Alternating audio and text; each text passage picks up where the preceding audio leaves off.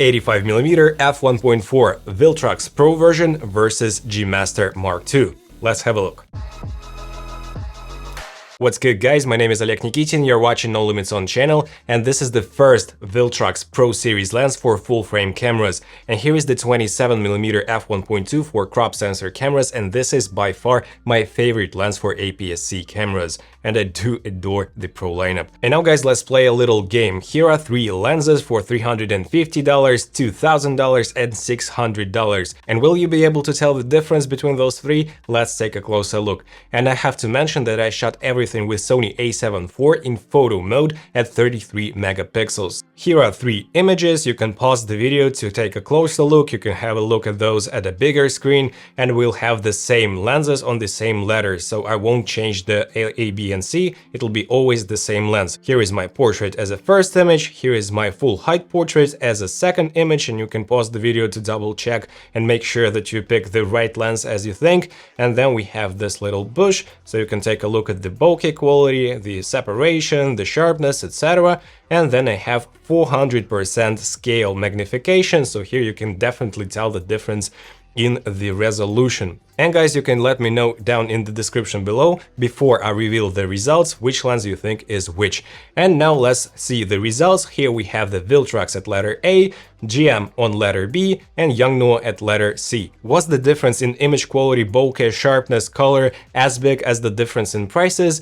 I don't really know, guys. To myself, definitely no. And guys, one more time, the full height portrait side by side, now you know which lens is which, and in my opinion they are really similar. I don't see a dramatic difference in bokeh between f1.4 and f1.8. And one more interesting fact, guys, my wife is a wedding photographer. She's been doing it for more than 13 years, and she did prefer the C lens, which is the Yongnuo, which was the cheapest one, and for her it was not as sharp and not as crispy as the other two, and for portraits she does prefer a slightly softer look. Just something to mention. And also I can see the difference in white balance, so the Viltrox is slightly more green and warm, the Sony GM is more or less neutral, and the Yongnuo has slight magenta shift in the colors, but all in all, guys, those images are really similar. And when we zoom in 500%, I cannot tell a difference between the sharpness of the Viltrox and the Sony G Master. The only difference I see is the color reproduction between those two lenses, and to my eye on the Viltrox we have slightly softer bokeh as well. And now let's take a look at a different example. Here we have all the lenses wide open, and I have focused on the front building, and straight away I can only see the difference in color reproduction, and that the Viltrox lens has slightly more vignette than the other two. When we magnify the image by 500% of the scale, we can tell that the Yongnuo is the softest lens, but the GM and Viltrox are really close. I would say that the GM is slightly better, but would you magnify to 500% each and every shot, and would you really notice the difference without magnifying it on a huge screen or anywhere else? I doubt it, guys. Now let's step down to f4 at all three lenses, and the vignette performance gets really close. And when we stop down the lenses and get to 500% scale, I can tell that the GM is still the sharpest, Viltrox is like 95% as sharp, but Yongnuo is still less sharp, and due to a very small size and construction of this lens, it is not as sharp as the other two, and they are, by the way, huge. So you can definitely tell that you sacrifice a little bit of image quality for the size of the Yongnuo lens and for the price of the Yongnuo lens as well. And the interesting fact is that DxOMark, the popular website, they said that the Yongnuo 85 f1.8 was the sharpest lens that they've ever tested for the 85mm, but as you can tell, Viltrox and GM definitely destroy this lens, so I wouldn't really trust it. It's just a fun fact. So let's have a look at a different shot. Here we have the vertical shot of the building. Once again, the difference is only in color and in the vignette. Viltrox shows a bit more vignette, and when we zoom into 500%, once again Viltrox and GM look very similar. Yongnuo is slightly softer. And when we step down to f4, you get less vignette, you get better contrast as well. And then when we zoom in, the difference between the Viltrox and GM is negligible, and the Yongnuo is slightly softer. Now let's have a look at the flares performance. The sun is right behind me, and the darker my face is, the better the contrast of the lens when you work in the backlighting situation when the sun hits directly to your lens. And as you can tell, the GM has the best contrast, so we don't lose a lot of it when you have the sun in front of your lens. Then the Viltrox is doing more than okay, and then we have the Yongnuo, which has a pretty pronounced rainbowy flare, and we have the least amount of contrast with the Yongnuo. In this regard, Yongnuo also is losing to those two lenses. But once again, guys, GM and Viltrox are super close. Now let's have a look at the chromatic aberrations, and straight away I cannot tell a difference when we don't zoom in into the image. But when we do to 500% scale, I do see some slight purple fringing on the Yongnuo, but I don't see any purple fringing on the Viltrox and on the Sony, so I would say it's a tie here as well. And now let's talk about the minimum focusing distance, and it's said that the Viltrox has 79 centimeters, GM has 80 centimeters, and the Yongnuo also has 80 centimeters, but as you can tell from the example, guys, we have a better magnification on the Yongnuo, so probably they didn't count it correctly. And as you can tell, guys, we have the difference in terms of sharpness and contrast, so let's zoom in 300% to each and every shot, and as you can see, guys, we have the best contrast and sharpness on the GM, slightly worse on the Viltrox wide open, and pretty poor on the Yongnuo wide open. Now let's try to close those lenses down to f2. We have better contrast and less chromatic aberrations on the Viltrox, GM still looks great, and Yongnuo still struggles a little bit. And then we'll stop down to f2.8, Viltrox is catching up with the GM, and then we have the Yongnuo, which is still pretty weak, so on the Yongnuo lens I would stop down to f4 when you shoot at the minimum focus and distance. And one more pretty interesting fact, guys, let's take a look at the Yongnuo versus Viltrox in terms of the field of view. Do you see a huge difference? I don't see a huge difference, maybe camera was shifted slightly. But now let's put in the GM lens, and as you can tell, here's the GM, Viltrox, GM, Viltrox. Take a look at this corner, for example. Once again, here is Viltrox, GM, Viltrox, GM. It means that the G Master lens is not a true 85mm lens, it's probably around 83, 82mm. And when you enable, for example, the focus breathing compensation, it gets to about 85mm. And that is why you have slightly more bokeh when you compare the bokeh balls with the GM, as you can tell right here. Look at the bokeh balls here, and then we compare it to the Viltrox, and to my eye, I can see more bokeh on the Viltrox. Here's Viltrox, GM, Viltrox, GM. And it happens because the lenses have slightly different focal length, and the Viltrox has more focal length, and that is why more background blur and separation than the G Master lens. Something to consider, I was surprised, but now you know. Alright guys, I think it's enough comparing the Yongnuo lens to those two. Let's compare more closely the image quality of the Viltrox and the G Master. And now we're taking a look at the distortion, vignette and sharpness of those lenses. We'll start off with the Viltrox, and as you can tell, guys, from the waveform here, we have a pretty dramatic vignette. This part is not to be considered because it's just a title, so you have to look at this part and you can tell that we have a pretty dramatic vignette at f1.4, and those pictures are in RAW, so we don't apply any corrections. The next picture we have at f2, we have much better results in terms of the vignette performance, and then by f2.8 we almost get rid of that completely, and by f4 we get completely flat illumination, so vignette goes away. In terms of distortion, we have a very slight pincushion distortion, which is better actually for portraits because it makes your model look a little bit slimmer, thinner. Now let's have a look at the G Master lens. And as you can tell, we already at f1.4 have pretty good results in terms of vignette. The distortion is almost minimal, it's a very slight pincushion distortion as well. Then we have the f2, almost get rid of the vignette completely, and by f2.8 and f4 we get almost the same results, which is very nice. Now let's compare those two side by side, and as you can see, we have different field of view of those two lenses. So the Viltrox is appearing to be closer, so like 85mm, and the GM is around 82-83mm in my opinion, so it has wider field of view. Then we have the 500% scale in the center of the frame. In my opinion, the GM looks slightly better, maybe like 10 to 15% sharper in the middle of the image. But when we take a look in the corner, in my opinion, Viltrox is actually sharper than the GM lens. I don't need the sharp corners with my 85mm, extreme corners especially, but it is something to consider. Viltrox is actually sharper than the GM in the extreme corners. Now let's take a look at the f2 performance. The illumination is getting better with the Viltrox, but still GM has better illumination in terms of vignette. And then we have 500% scale in the middle. It's more or less similar. I would say that the GM has slightly better contrast and maybe 5 to 10% better image quality and sharpness. Then we have a look in the corners, and they are more or less similar, but still GM is losing to the Viltrox in terms of the sharpness in the corners. And then if we stop down to f4, f5.6, they are really similar, no difference whatsoever.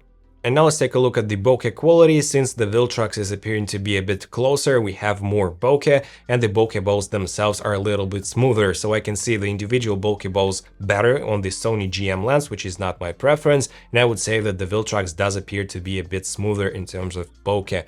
Now let's have a look at a different shot, this pretty little flower. I was focusing on this part of this flower, and in my opinion, once again, Viltrox does look a bit better. The bokeh is slightly smoother, so I don't see individual balls here, but I do see individual bokeh balls right here. It's a slight difference, also like 10 to 15%, but I do notice it. And to me, guys, the size and weight of the lens is also a crucial factor. So here we have 400 grams for the Yongnuo, 650 for the GM, and 809 for the Viltrox. All of those numbers are with the back cap attached. And as you can tell from here, we have a pretty big difference in terms of the overall size and weight, especially if we compare the bigger ones to Yongnuo. And here is the comparison of the Viltrox to GM. The Viltrox is slightly bigger and beefier, and it is a bit more heavy, but the difference is not huge in my opinion. Both lenses have 77mm filter thread and a very similar feature set, like the focus hold buttons, AF/MF switch, the aperture control ring which can be clicked or declicked, and all in all those two lenses are really close in this regard. The only difference is that the GM lens has the iris lock mechanism, so you won't rotate your aperture ring at all, but the Viltrox doesn't, but it has a pretty stiff A mode when you go into this one. So it is an advantage to the GM lens, but it's a small one. And both the Viltrox and Yongnuo, they have the USB Type-C for firmware updates, and both lenses, the GM and the Viltrox, they have the weather sealing, the protection. So all in all, those two lenses are very close in terms of build quality and feature sets. And now we're taking a look at the autofocus test at the maximum speed and sensitivity of my Sony ZV-E1 with the AI autofocus module, and here we have the Viltrox at f1.4, and this is the only moment when the autofocus did not the best job, when I was turning around with my back towards the camera. But even if I run towards the camera pretty fast, it keeps up with my face, and it definitely shows pretty good performance. Let me say it's an 8 out of 10 performance in terms of autofocus and video. Now we have the Sony GM f1.4. It also shows pretty nice performance, even if I run towards the camera. When I get out of the frame, when I get into the frame, the autofocus shows great results. It also tracks me from the back, and it will not have any issues when I'll be running towards the lens. As you can tell, I'm running pretty fast towards the lens. And then I'll show you 100 FPS slowed down footage as well, so you'll see the performance. And the Yongnuo lens is still in here in this comparison, and it is not as fast as those two lenses. It's much slower, it doesn't keep up with my autofocus, but guys, keep in mind that I'm not using an 85mm for sports, for example. I'm using it for more talking headshots or the slow style reportage, when the people are simply standing somewhere and I'm taking some different shots. So here I have the performance of the autofocus on the Yongnuo, like 5, maybe 6 out of 10. Here are all those three side by side in full speed, and you can tell the difference in the performance of those lenses in terms of autofocus. On the Viltrox we have double VCM motors, pretty fast ones. On the Sony we also have double motors, and they're very quick ones as well. And on the Yongnuo, if I'm not mistaken, we have the STM motor, which is not keeping up with this pretty fast pace. And now let's have a closer look at the 100 frames per second, 4 times slowed down footage on the Viltrox. And as you can see, guys, my face is tracked pretty fine. I have my eyes in focus, even if I get closer to the lens, and I have pretty nice results, so I don't see major issues when I'm running towards the lens, pretty good results. When I get out of the frame, we have kind of a step in action in the Viltrox. That is why it's not my favorite part of this autofocusing system, but it's the first iteration of the firmware, so maybe they'll fix it in the future firmwares. 85mm GM, I can see that it is slightly slower in terms of keeping up with my running towards the camera, and my eyes are not all the time in focus. As you can tell, it hunts a little bit to catch my eyes, so in this regard Viltrox was better, but GM is better when it's switching to the background. When I get down and when I get up, it also has less pulsing. It does have some, but it is a better results than with the Viltrox. And the Yongnuo lens is showing pretty poor results, so it's not keeping up with my eyes. My ears are in focus, but not my eyes, so the Yongnuo lens is definitely not for sports or some kind of action shots. And it's especially slow when you get out of the frame. It takes a second to understand that it needs to refocus, and the refocusing process is pretty slow. And when I get back to the frame, it's also focusing pretty slow, much slower than the other two lenses. And since we have double VCM motors for autofocus in the Viltrox, we have floating elements. So as you can tell, when the camera is not on, it is always doing this strange sound and the elements are moving inside of the lens. But when the camera is on, you don't have this issue anymore. But guys, keep in mind that this is an okay performance, so it's natural, it's not gonna be breaking your lens, so it's just an irritating thing for some of you, but it's not anything really bad. Now we're comparing the focus breathing effect. On the Yongnuo lens, we have the strongest effect of focus breathing, and we cannot do anything with it with the third-party lenses like the Yongnuo and Viltrox, but with native Sony lenses, we can enable the focus breathing compensation, and we'll take a look at it in a second. The Viltrox has minimal focus breathing, and 85mm lenses are usually super heavy in terms of focus breathing. Here we have the GM without focus breathing compensation turned on, and as you can tell, we have some, but it's not dramatic. And then we turn on the focus breathing compensation, and we have almost none of it existent. We have a very slight crop, but you can get rid of it completely with the native lens. Now we're taking a look at the bokeh quality. 11-bladed aperture on Sony and Viltrox, and only 7-bladed aperture on the Yongnuo. And when we start to stop down the lenses to about f8 in this regard, we have different shapes of the bokeh balls themselves. On the Viltrox and Sony, we have very round bokeh balls and pretty nice bokeh quality, but on the Yongnuo, we have very weird shapes. That is why the 7-bladed aperture is considered to be not as good for bokeh quality. Then we have the comparison of the Viltrox versus GM, and the only difference I see is that the Viltrox has very slight edge of chromatic aberrations, but all in all the bokeh quality is very close. And now we're taking a look at the coma smearing effect. All lenses have coma smearing to about f2.2, and then let's have a look at the sun stars. We're stopping down from f4 to f16, and we have much more sun rays from the Viltrox and Sony. They look really nice, and the Yongnuo has less of those, but still looks pretty cool. So for the sun stars, I would say all of those lenses are pretty nice. And what's even more interesting is that the Viltrox is now on sale on B&H for only $480. It means that the Viltrox is more than 4 times less expensive than the G Master lens. So what do you get if you pay 4 times more for the GM? Okay, let's take a look. You have slightly better center sharpness, like 10 to 15%. You have better minimal focus and distance, sharpness and contrast on the G Master lens. But when you stop down to f2.8, they're becoming really similar. You have less vignette, which you always can correct in post, by the way, but on the GM, yes, you do have less vignette, and it's a substantial difference, let me say.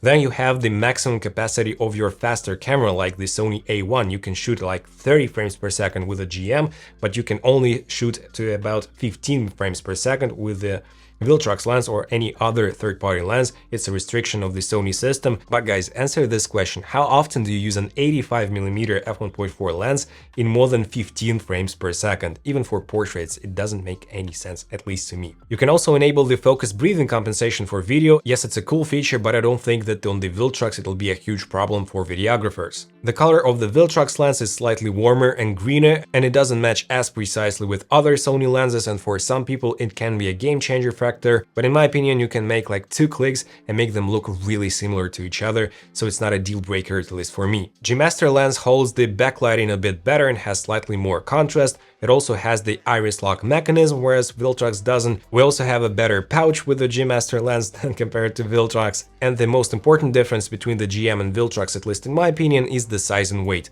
Yes, the Viltrox is slightly heavier and bigger, but guys, I'm not ready to pay 4x the price for just 150 grams lighter lens. To conclude, guys, I think that the Chinese manufacturers, especially Viltrox with their pro lineup of lenses, are really on point with their lenses, and the aggressive marketing is right here. So you have to pay 4x the price for this lens compared to this one, and you don't get a lot of advantages. If you think differently, please let me know down in the comment section below. I'm really curious if you're ready to pay 4x the price for the G Master lens compared to this Viltrox lens. And also, guys, if you did enjoy this video, smash the like and subscribe buttons and hit the notifications bell. And right here I have a review of my favorite APS-C lens, the Viltrox 27mm f1.2, the best lens for APS-C cameras, that's for sure. You can watch this review later right here. So thank you so much for watching, guys. Take care.